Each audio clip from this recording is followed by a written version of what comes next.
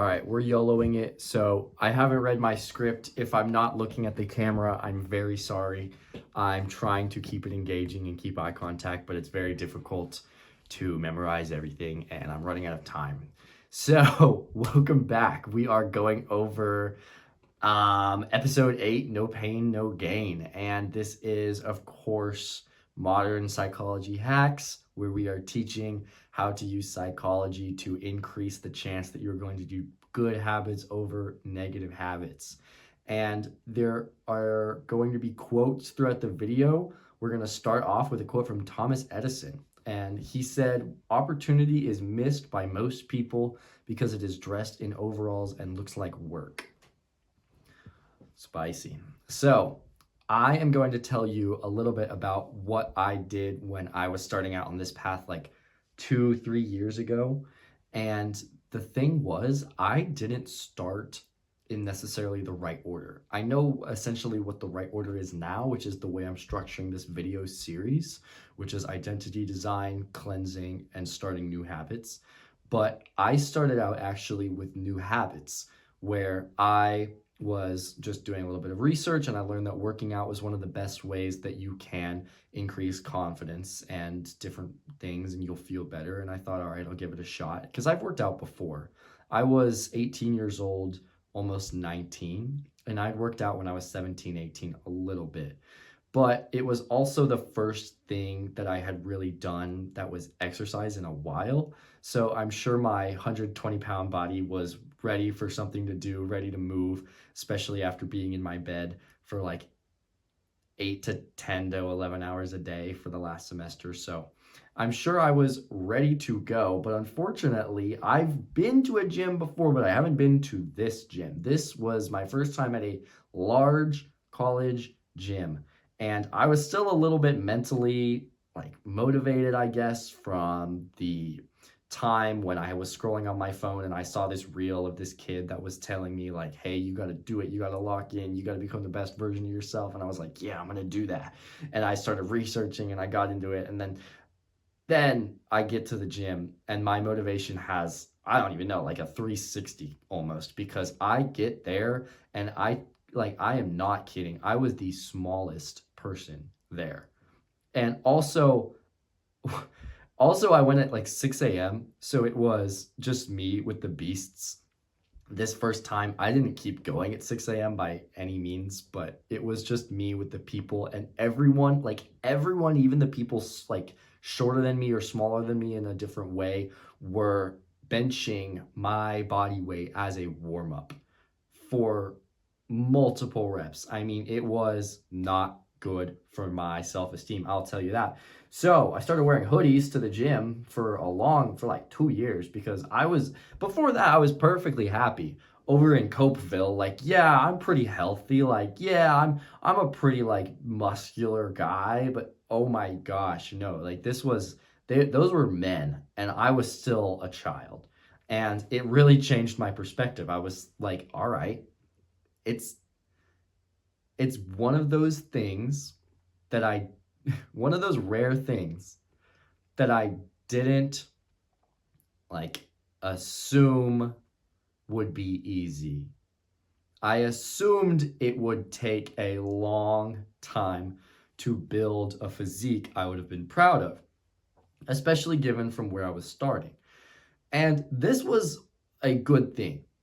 Most of the time when I get into something, it's like I do a bunch of research about it, so much so that my feed would get full of that stuff. And then I would do the research about what do I buy, what equipment do I need, and I would do that thing once or twice and lose interest. And that's because I wasn't really in love with the idea of working hard for something. I was in love with the idea of doing that. I wasn't really going all out to try to be that, I suppose. So I would just, most of the time, stuck in the whole like research, like, should I do this, should I not? So I would say, if you take anything away from this, do that. Just jump into something. Don't over research it. You're gonna get it wrong.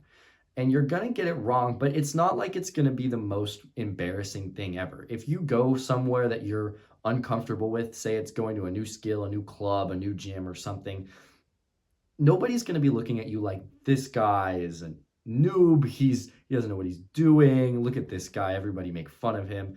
It's going to be a victory for you from just doing it. So anyways, my goals were a little bit vague, but I didn't want to come up with any sort of like, I want to look like this by the end of it, because it was so far away. So I just focused on getting there every day and doing the workout and building my workout plan and doing the workout and not being obsessed with the results, which is what actually made the most difference. When you just get to it and you put your head down and you accept it and you work hard at it and you just head down doing it, keep to yourself about it, you just do it, right? Then you'll actually be surprised by the results. They will surprise you, and a lot of times it will be coming out of someone else's mouth because you look in the mirror and you see yourself every single day. But James Clear, this is a quote from him, I don't have it written down, but he says that when you continuously make small improvements, other people will see it as an overnight success. And that's because they will see you 1 month and then you'll disappear and you'll come back 3 months later and it'll be like, whoa, like, are you eating more? Are you working out? What's going on? And you'll be like, I don't know, like, yeah, I work out a little bit. But to other people, they will see you less often and it will surprise them. And it will surprise you because they will say that to you and you're like, I don't feel like I look any different. But to them, you will. So just keep that in mind. And the other quote that I have is from Brian Tracy. He wrote the book Eat That Frog, which essentially means eat the frog, do the hardest thing first in the day. Like pick the biggest, ugliest, hardest thing and get it out of the way first. And then it's a downhill slope from there, right?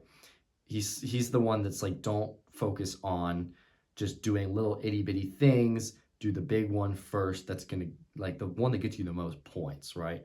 So his quote is, one of the very worst uses of time is to do something very well that need not be done at all. Focus on what truly matters, the hardest, most essential tasks, rather than perfecting trivial things that won't move you forward. So this is just like, don't spend too much time in the research phase. This isn't like, don't spend the most time figuring out the most optimized, perfect workout diet. This is like, you need momentum and you need to start and just do it. Your brain learns from reps, the repetitions, the amount of times you do things, consistency, repetition is what's going to get you to mastery, right? So the earlier you start, the more momentum you have, the more motivation you have at the beginning, the better off you'll do from that.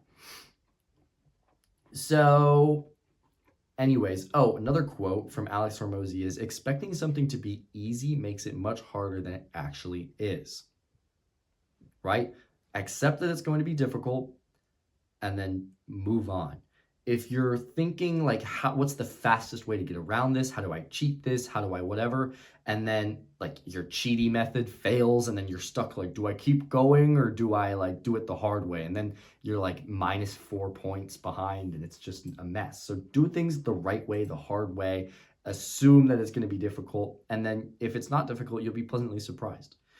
So get out your notes app and underneath the last video selection of what you decided to quit, write down what you're going to choose to fill your time with instead, right? So we quit stuff the last video, but we need to fill our extra time with positive things. So don't go over the top and write 4 really hard things that you want to do instead. I know I was that person. I did that and it didn't work. I would do really hard stuff. I had a morning routine that was 4 hours long before I would even be able to do anything else. And it had like 8 things that I had to do. And I did that for a solid like week. So write down 1 hard thing and 1 habit that you've known you needed to start but haven't gotten around to. The reason I'm putting this video here is because we're taking your energy that you were losing to your addiction and redirecting that anxiety probably into a positive direction. When a high dopamine task like playing video games gets quitted, that energy needs to go somewhere. If you aren't careful to redirect it positively, it'll just feed straight back into another negative addiction from your past, like scrolling or Netflix or whatever. Make no mistake, action cancels out anxiety. Can you see my finger? Anyways, did you pick something? Good. Don't hesitate, start today. Use your time for something your future self would be proud of you for doing. I'm going to get into the specifics of how to start good habits, and trust me, there's a lot of content to cover, so make sure you stick around for that. But for now, we just need to get started. Another quote from James Clear: "It is easy to get bogged down trying to find the optimal plan for change. The fastest way to lose weight, the best program to build muscle, the perfect idea for a side hustle. We are so focused on figuring out the best approach that we never get around to taking action. As Voltaire once said, the best is the enemy of the good." If you are trying to be the best, I know, best version of yourself, yeah, we're trying to do that. But if you are trying to be perfect from the get-go, you'll never get good at all. You'll just be stuck worried about it. Here's another example. There was a professor of photography that did an experiment. He had 100 students in his class, and 50 of them were going to do a final assignment. They had one grade in the class, and it was one picture. They were supposed to turn in one picture for the photography class, and that would be the grade that they got for the whole class. The other 50 students had to turn in 100 pictures. And each picture would be a point, kind of, and they would turn in 100 pictures, and that would be their grade. And interestingly enough, every single good picture that came out of this experiment was from the students who had taken 100 pictures, because they were in it. They were doing 100 times. They were doing everything right. And then everyone else was trying to get the perfect picture, just one good, perfect picture. And the people that were in there and doing the most experience, they were the ones that were getting the best pictures. So think about that. Don't try to be perfect.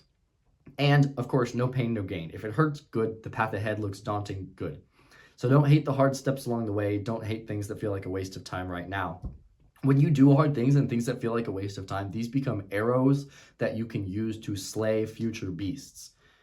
Another concept from Alex Hormozy. Anyways, futurecast your crappy, like, current starting out story. Like, if something's really bad, like you're sleeping on the couch of your friend's house and like you got no money and you're just working, and you're just like, keep going. However bad it is, think of how you're going to tell your current story later when you're successful. Like, when I'm in architecture and I'm sleeping under my desk on the floor and I'm getting 1 hour of sleep every 3 days and it's like really bad and I'm like, this sucks. I just think, well, later on, I'll be thinking about it like, yeah, I was there sleeping an hour a week. Just like think about like the way you would tell your future, like the story about your current situation in the future, right? So that's what's going to make the best story. And if you don't know what to do, always go for the crazy route. Always pick something that's hard, because A, it will improve you, and B, if it's hard, it will create better results. And C, if it's hard, no one else is going to do it. I would recommend doing hard things purely for the fact that you could be like, bet nobody else can do this. Like, that's the kind of thing that you need to be doing. You need to be like, well, I can do this. I can figure this out. I have my habits notes that I took from Christian's video. I can just take this and apply it to waking up at 6 a.m. and running every day if I wanted to. And you could, and it would be doing hard things. And then also you would be justifying yourself in your own mind, because you would be thinking, wow, I'm really doing well at this. I'm really making good on the promises that I'm setting myself. I'm doing hard things. Like, good for me. I'm sure I can do harder things in the future. So I'm sure that there's plenty of stories out there like that. So just think of your own. And I'm going to end this with the same quote that my favorite YouTuber Hamza uses in all of his videos as an outro and a reminder of all of our goals. He says, do the hard work, especially when you don't feel like it. Anyways, I will see you in the next video. That was the end of part 2, actually. That was episode 8, No Pain, No Gain. I will see you for part 3 in the next video. Next video is episode 9, Goals versus Systems. I hope to see you there.